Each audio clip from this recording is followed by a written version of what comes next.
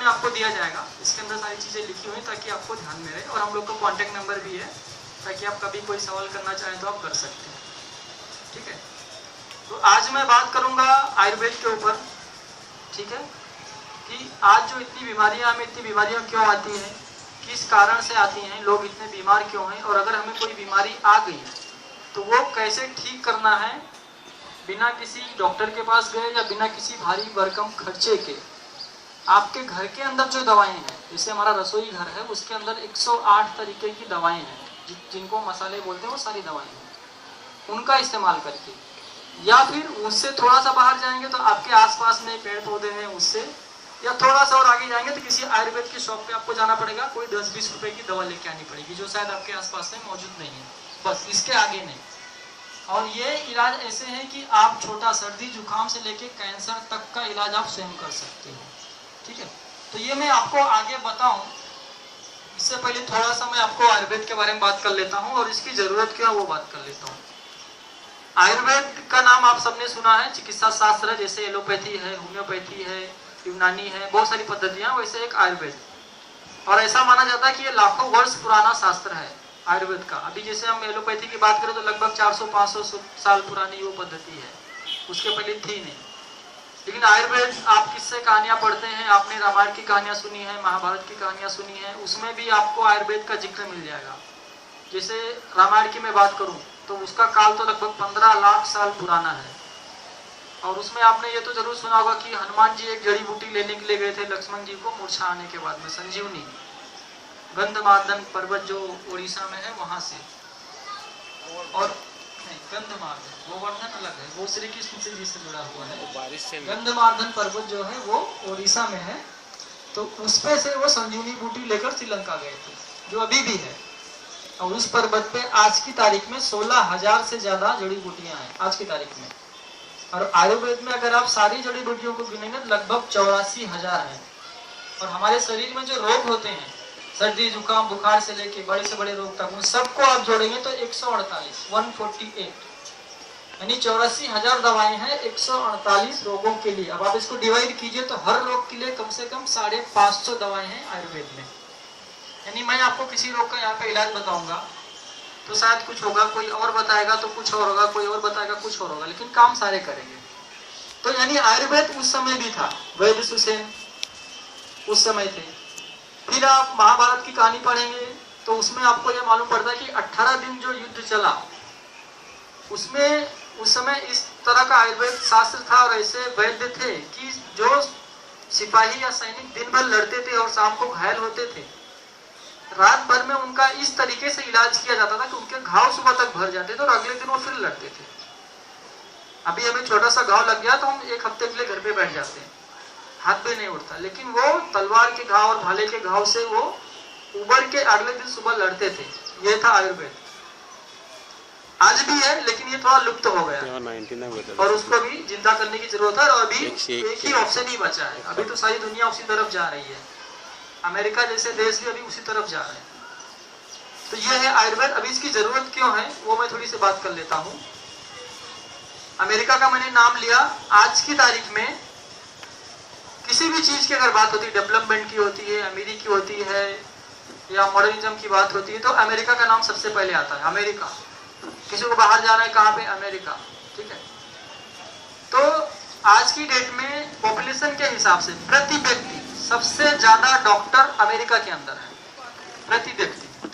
Population तो हमसे कम है लेकिन एक व्यक्ति पे कितने डॉक्टर वो अगर जोड़ने जाएंगे, सबसे ज्यादा अमेरिका में, सबसे ज्यादा हॉस्पिटल अमेरिका में, सबसे ज्यादा, और डॉक्टर ज्यादा है तो सबसे ज्यादा क्लिनिक भी वहां पे है।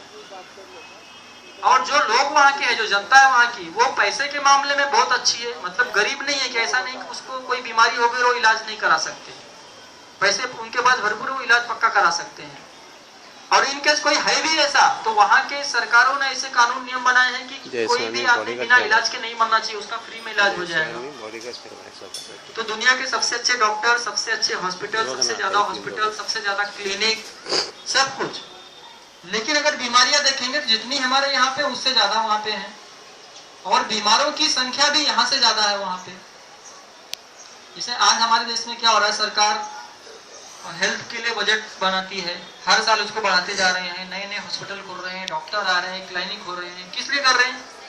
कि बीमारियां कम होनी चाहिए और बीमार लोगों की संख्या कम होनी चाहिए, इसलिए कर रहे हैं। लेकिन अभी जो मैंने आपको अमेरिका का एग्जांपल दिया, उससे क्या लगता है ये होने वाला है? नहीं होने वाला है ना, क्योंकि वो हमसे आगे हैं। और इसका उल्टा क्या हो रहा है? जो दवाएं हम खाते हैं एलोपैथी की, पहली बात तो 99.99% दवाएं जो है वो उसके अंदर नॉन वेज पक्का है। अगर आप प्योर वेजिटेरियन हैं तो ये स्पेशली आप सुनिए कि उसके अंदर नॉन वेज कुछ ना कुछ जरूर डाला हुआ है। 0.1% दवाएं जो है सिर्फ वो शायद वेज हैं बस। दूसरी कोई भी दवा अगर आप एलोपैथी की कंटिन्यू खाते हैं 1 साल 2 साल 3 साल, तो आपको फायदा होगा कि नहीं होगा वो तो दूर की बात है, उसके साइड इफेक्ट आपको दिख जाते हैं। हमारी किडनी खराब होती है, लीवर खराब होता है और बहुत कुछ होता है, कोलेस्ट्रॉल लेवल हाई होता है, बहुत कुछ। तो ये साइड इफेक्ट भी अभी देखने को मिल रहा है। ऑल इंडिया मेडिकल इंस्टीट्यूट जो दिल्ली में है, उसके बहुत सारे डॉक्टर हैं जो बीमार होते हैं तो वो खुद दवाएं नहीं लेते, वो जाते हैं कहीं पतंजलि में अपना इलाज करा के आते हैं, योगा करके आते हैं, क्योंकि उनको मालूम है बहुत सारी दवाएं ऐसी हैं जो डॉक्टर्स लोग हमको प्रिस्क्राइब करते हैं लेकिन अपने घर वालों को कभी नहीं लिखते, क्योंकि उनको मालूम है उसके अंदर क्या है। और अभी 1 महीने पहले स्टेटमेंट आया था, एम्स में बहुत बड़े डॉक्टर हैं, या सबसे सीनियर डॉक्टर मैं बोलूं, डॉक्टर नरेश त्रहन, आपने नाम सुना होगा शायद, दिल्ली में। उन्होंने स्टेटमेंट दिया कि ज्यादातर डॉक्टर्स पैसे के लिए सर्जरी करते हैं। देखिए डॉक्टर्स, सारे डॉक्टर एक जैसे नहीं है, बहुत सारे डॉक्टर आज ऐसे भी हैं कि अगर आप उनके पास चले जाइए और आपके पास पैसे नहीं है एक भी, फिर भी वो आपका इलाज कर देंगे और दवा देंगे, वो तो ठीक है, ये भी बोलेंगे कि अगर आप इसमें भी ठीक ना हो तो वापस आ जाइएगा, पैसे की चिंता मत करना। लेकिन ऐसे डॉक्टर गिनती चुनती के हैं बस, थोड़े बहुत। तो ज्यादातर डॉक्टर्स क्या करते हैं, पैसे के लिए सर्जरी करते हैं। ये मैं नहीं बोल रहा हूँ, डॉक्टर नरेश त्रहन जैसे हमारी कोई माँ बहन अगर हॉस्पिटल में जाती है डिलीवरी के टाइम पे, तो अगर वो नॉर्मल डिलीवरी भी होने वाली है तो वो बोलेंगे सिजेरियन ही करना पड़ेगा, कुछ भी हो जाए, नहीं तो ये हो जाएगा वो हो जाएगा, आपको 50 बहाने गिनाएंगे और आपको कुछ मालूम नहीं तो आप भी डर जाएंगे। तो जो काम 2-4 हजार रुपए में होने वाला था उसके लिए आपको 20-25 हजार रुपए देने पड़ते हैं। कई तरीके का ऑपरेशन जिसकी जरूरत ही नहीं है, या जो दवाओं से ही ठीक हो सकता है। तो आजकल के डॉक्टर्स को तो प्राइवेट हॉस्पिटल में टारगेट दिया जाता है कि आपको हर महीने इतना टारगेट अचीव करना है, कैसे भी करना है। तो टारगेट अचीव करने के लिए कुछ भी करेगा, आपको कुछ भी बताएगा, और जिस बारे में आपको कुछ मालूम नहीं है, जो डॉक्टर बोलेगा वो नहीं सुनेंगे, क्योंकि हेल्थ से कोई समझौता नहीं करता, कितना भी पैसा लग जाए। तो ये आज है स्थिति एलोपैथी की। और मैंने बताया कि दुनिया अभी जा रही है आयुर्वेद की तरफ। नीम, हल्दी, काली मिर्च, लौंग, फिर आपका दालचीनी, ऐसी बहुत सारी औषधियां जो हमारे देश में लाखों साल से इस्तेमाल हो रही है, इस पे अमेरिका ने अभी पेटेंट करा लिया है। मतलब इन चीजों से अगर फ्यूचर में कोई दवा बनेगी तो उसको सिर्फ अमेरिका की कंपनी ही बेच सकती है, आप या हमारे देश की कंपनी नहीं बेच सकती। क्यों करा लिया? क्योंकि उनको मालूम है फ्यूचर इसी में है। एलोपैथी से लोग अभी पीछे भाग रहे हैं, कोई योगा कर रहा है, कोई कुछ कर रहा है, कोई कुछ कर रहा है, कोई कुछ कर रहा है। अभी बीच में न्यूज आई थी, बहुत सारे देशों में लोग अपनी बीमारियां ठीक करने के लिए जो हम हवन करते ना, यज्ञ, उसकी राख को कैप्सूल में भर के खा रहे हैं और उसे ठीक भी हो रहे हैं, टैबलेट नहीं खा रहे हैं, क्योंकि उसमें जो कुछ भी इस्तेमाल होता है हवन में वो सारी औषधियां ही होती हैं, तो उसको भर के खा रहे हैं और ठीक हो रहे हैं। योगा कर रहे हैं, ये तो आपको मालूम है, बहुत सारी चीजें। तो इसलिए आज जो एक विकल्प हमारे पास बचा है वो है आयुर्वेद का, क्योंकि एलोपैथी में कोई भी डॉक्टर या कोई भी हॉस्पिटल आपको किसी भी बीमारी को क्योर करने का आपको गारंटी नहीं देगा कि हम आपकी बीमारी ठीक कर देंगे। उसको केयर करेंगे, क्योर नहीं करेंगे। मतलब आप दवाएं खाते रहिए और जिंदा रहिए, खाते रहिए, यानी मरते दम तक आप वो दवाएं खाते रहिए। तो वो दवाएं खाते खाते आपकी वो बीमारी तो नहीं जाती है, आपकी किडनी, लीवर या और बहुत सारे जो ऑर्गन्स है वो फेल हो जाते हैं और मर जाते हैं। कोई भी व्यक्ति को आप देखिए वो मरता है, या तो हार्ट अटैक आता है, या तो किडनी फेल होती है, या तो लीवर फेल होता है, या तो ब्रेन हेमरेज, या तो पैरालिसिस। इसी कारण से होता है। डायबिटीज से कोई नहीं मरता, डायबिटीज के लिए जो दवाएं दी जाती है उससे लोग मर जाते हैं। तो ये दवाओं का साइड इफेक्ट है। तो इन दवाओं से कैसे बचना है, और अगर ये दवाई ना खाए तो हमें क्या करना है, तो इसके बारे में आपको यहाँ पे बताया जाएगा। दूसरी